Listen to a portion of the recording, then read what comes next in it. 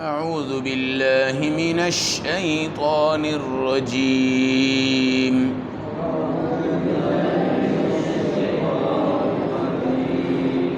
بسم الله الرحمن الرحيم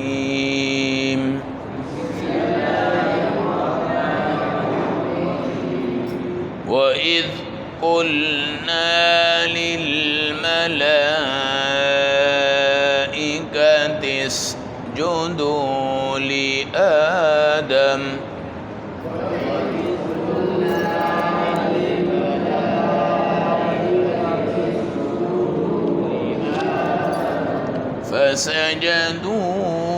فسجدوا إلا إبليس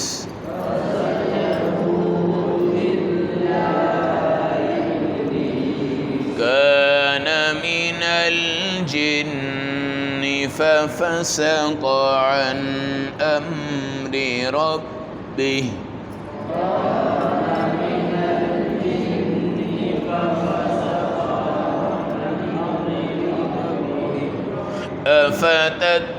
أفتتخذونه وذريته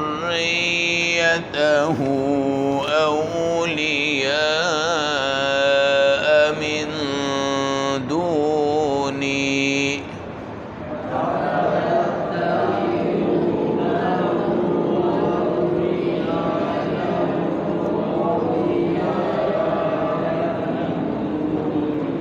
وهم لكم عدو وبئس للظالمين بدلا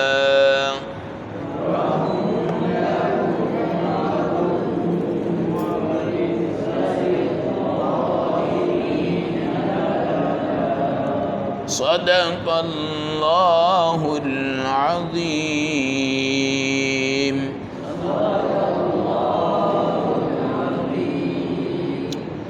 تلاوت کردہ آیت مبارکہ کا ترجمہ۔ وَإِذْ قُلْنَا، اس وقت کو یاد کرو جب ہم نے کہا للملائکہ، تمام فرشتوں سے کہ اسجدوا لآدم، تم سارے حضرت آدم کے سامنے سجدہ کرو۔ سجدو، تمام فرشتوں نے سجدہ کر لیا، الا ابلیس، مگر شیطان ابلیس نے نہ کیا۔ کان من الجن، یہ شیطان اصل میں جنات میں سے تھا۔ ففسق عن امر ربی، اس نے اپنے رب کے حکم کو توڑا۔ افتتخذونہ وذریتہ اولیاء، اے لوگو کیا تم شیطان کو اور اس کی اولاد کو اپنا دوست بنا رہے ہو؟ من دونی، مجھے چھوڑ کر۔ وہم لکم عدو، شیطان تو تمہارا سچا حقیقت میں دشمن ہے۔ بئس للظالمین بدلا، ظالموں کے لیے بہت بڑی سزا اور بدلہ ہے۔ آیت نمبر 50، پارہ نمبر 15، سورۃ الکہف۔ آدم علیہ السلام کی پیدائش۔ اس کے بعد اللہ نے تمام فرشتوں سے کہا کہ اسجدوا لآدم، آدم کو کیا کرو؟ سجدہ کرو۔ ایک ہوتا ہے سجدہ تعظیمی، کسی کی عزت کے لیے اس کے سامنے سجدہ کرنا۔ ایک ہوتا ہے سجدہ عبادت، صرف رب کے سامنے کیا کرنا؟ سجدہ کرنا۔ حضور پاک سے پہلی امتوں میں جو سجدہ تھا وہ تعظیم کے اعتبار سے بھی جائز تھا، تعظیم کے اعتبار سے بھی جائز تھا۔ یہ جو آج کل پیروں کے گٹو میں پڑھتے ہیں نا نیچے، یہ اس امت میں یہ سجدہ حرام ہے۔ اس امت میں یہ سجدہ کیا ہے؟ حرام ہے۔ آپ نے فرمایا اگر سجدہ انسان کا انسان کو جائز ہوتا تو میں ہر بیوی کو کہتا کہ وہ اپنے خامد کو سجدہ کرے، ہر بیوی کو کہتا کہ وہ اپنے خامد کو سجدہ کرے۔ اب میرے بھائی رکوع کی طرح جو جھکتے ہیں نا ہم نیچے، گٹے گوٹے پکڑتے ہیں ہے نہیں، اور ہاتھ باندھتے ہیں، یہ بھی حرام ہے، اس لیے کہ رکوع نماز کی صفت ہے۔ سجدہ کرنا، کسی کے سامنے بہت زیادہ جھک جانا، بعض پاؤں بھی چوم لیتے ہیں، یہ بھی جائز نہیں ہے، یہ بھی جائز ہے۔ اس امت میں کسی کی عزت کی خاطر کسی کے سامنے سجدہ کرنا جائز تھا، لیکن ہمارے نبی کی امت میں کیا ہو گیا؟ یہ حرام ہو گیا۔ تو تمام فرشتے آئے ان نے حضرت آدم کو سجدہ کیا۔ وجہ یہ تھی کہ جب حضرت آدم کو پیدا کرنے کا ارادہ کیا تو فرشتوں نے اعتراض کیا۔ انہوں نے کہا جی آپ ایک انسان کو لا رہے ہیں، وہ قتل کرے گا، غارت کرے گا، خون نکالے گا، خون گرائے گا، مار دھاڑ کرے گا، ہم تو فرشتے ہیں معصوم، ہم تو آپ کی عبادت کرتے ہیں۔ لیکن اللہ نے ان کو بتایا کہ انسان اگر اللہ کے قریب ہو جائے تو وہ فرشتوں سے بھی اونچا ہو جاتا ہے۔ کیا ہوتا ہے؟ فرشتوں سے بھی۔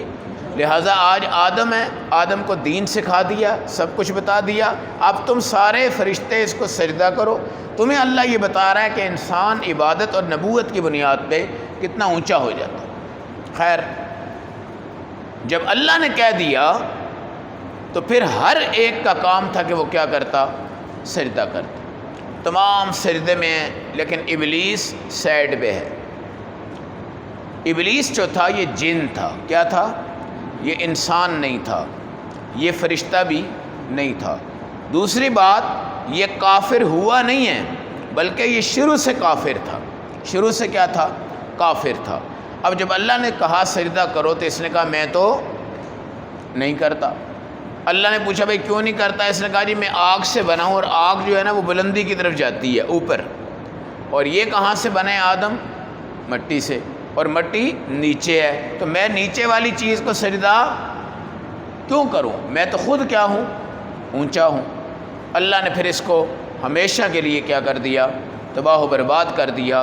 مگر اس نے اللہ سے ایک کام کہا کہ مجھے آپ قیامت تک زندگی دے دیں، بے شک مجھے جہنم میں ڈالیں لیکن مجھے زندہ رکھیں۔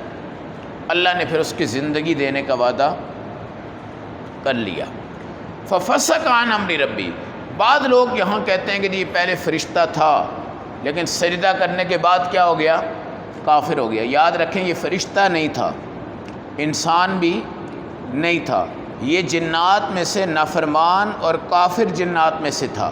فرشتے معصوم ہوتے ہیں، کھاتے نہیں، پیتے نہیں، کوئی گناہ نہیں کرتے، گناہوں سے بالکل پاک ہوتے ہیں۔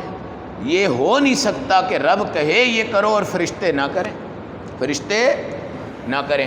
بلکہ فرشتے تو اتنے پابند ہیں نا، آج ہم تو ہٹ درم ہیں۔ اللہ نے کہا ہے 5 نمازیں پڑھو، ہم سوئے ہوئے ہیں۔ اللہ نے کہا زکوٰۃ دو، ہم سوئے ہوئے ہیں۔ اللہ نے کہا حج کرو، ہم سوئے ہوئے ہیں۔ فرشتوں کی سنو، جس فرشتے کو یہ کہا ہے کہ تم نے رکوع میں رہنا ہے وہ قیامت تک رکوع میں رہے گا۔ جس کو رب نے کہا ہے نا تو نے سجدے میں رہنا ہے وہ قیامت تک سجدے میں رہے گا۔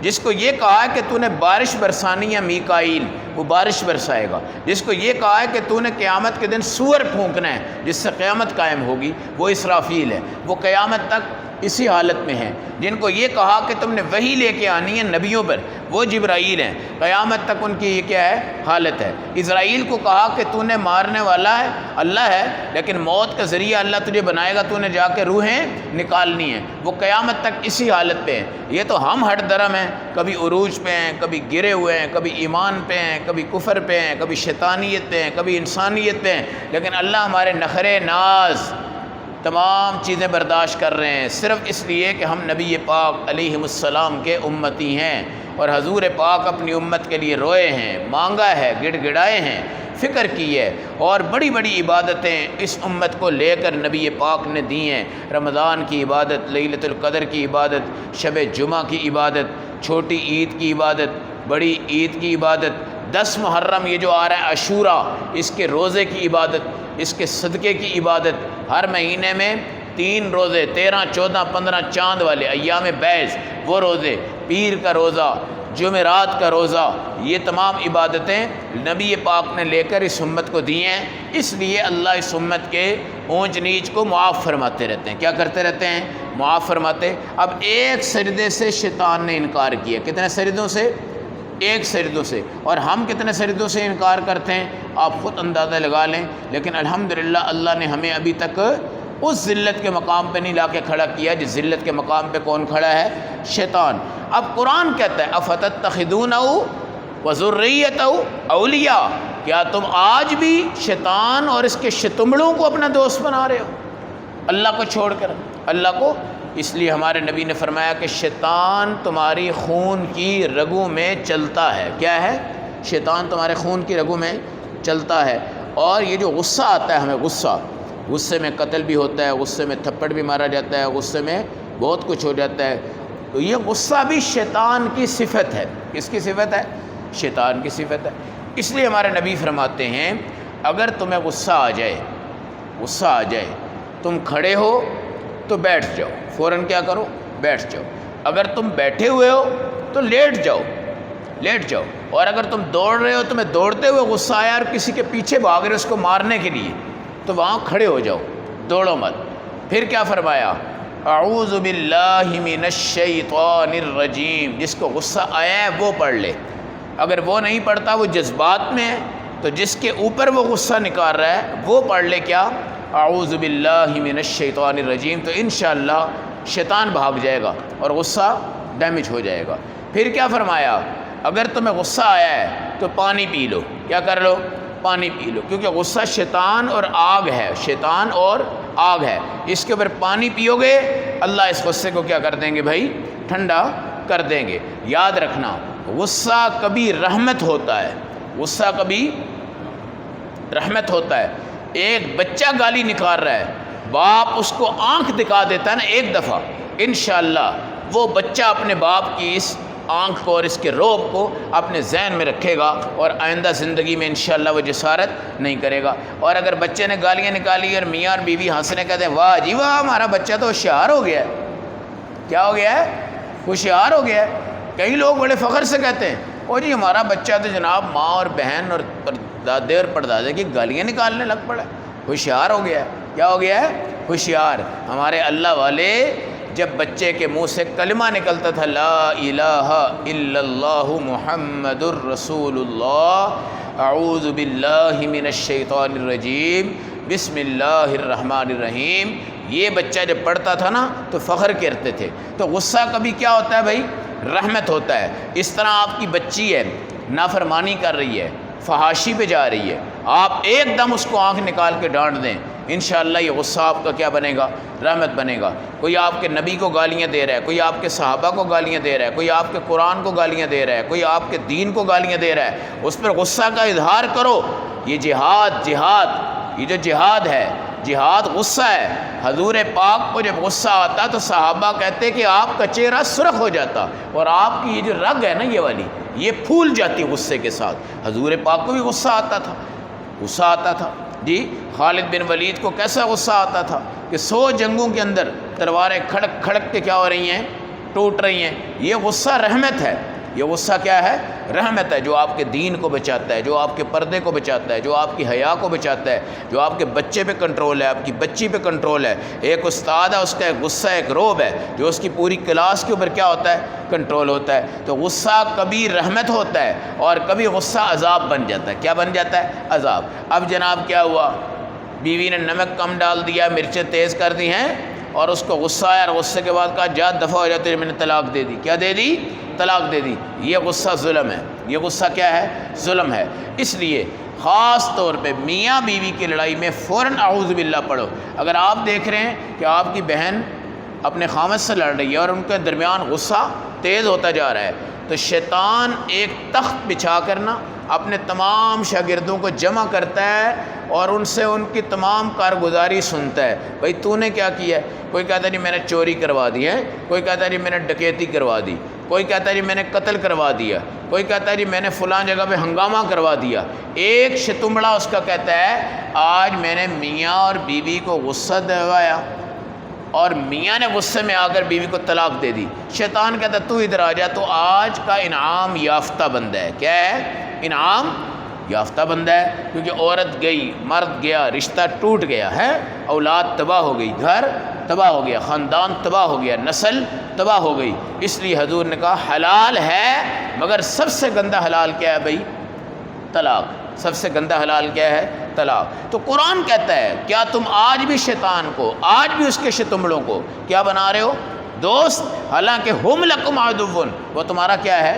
دشمن ہے۔ بیس للظالمین بدلہ، ظالم کو اللہ بڑا گندا عذاب، سخت عذاب، بھیانک عذاب، شدت والا، وحشت والا، دہشت والا، ناقابل برداشت عذاب کیا کریں گے؟ دیں گے۔ اس لیے بھائی سجدہ تعظیمی اب نہیں ہے، سجدہ تعظیمی اب نہیں ہے۔ یہ ہم اپنے بزرگوں کے پیچھے بڑے بڑے پیر حضرات ہوتے ہیں، بڑے بڑے بزرگ حضرات ہوتے ہیں، ان کی عوام جب ان کو ملنے آتی ہے، پیر صاحب جب مجمع آتے ہیں، لوگ جھکنا شروع ہو جاتے ہیں۔ کیا کرتے ہیں؟ جھکنا۔ کوئی گٹے گوڈے پکڑنا شروع ہوتا ہے، کوئی پاؤں پکڑنا شروع ہوتا ہے، کوئی جذبات میں آ کے پاؤں چوم بھی لیتا ہے، کوئی جناب وہاں پہ ایسے ٹھوڑی رکھ دیتا ہے۔ تو ان لفظ حکم پہ اللہ کی لعنت ہوتی ہے۔ کیا ہوتی ہے ان پہ؟ اللہ کی لعنت۔ تو شیطان ایک سجدے کی وجہ سے ذلیل ہو گیا ہے۔ آج مسلمان سوچے کہ میں کتنے سجدوں کو چھوڑ رہا ہوں، اگر اللہ نے مجھے ذلیل کر دیا تو مجھے عزت دینے والا کوئی نہیں ہوگا۔ اللہ ہمیں عمل و سمجھ کی توفیق عطا فرمائے۔